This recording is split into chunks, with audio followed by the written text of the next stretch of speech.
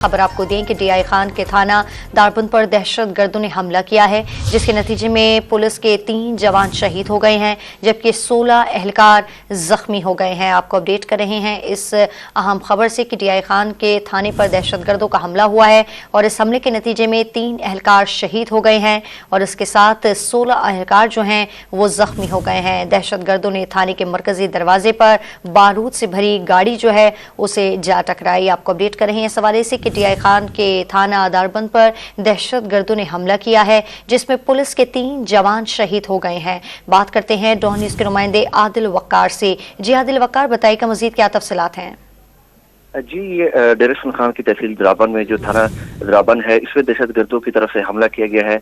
हमले में जो है मेन गेट जो है थाने के इस पे जो है भरी जो है बारूद की गाड़ी टकराई गई है।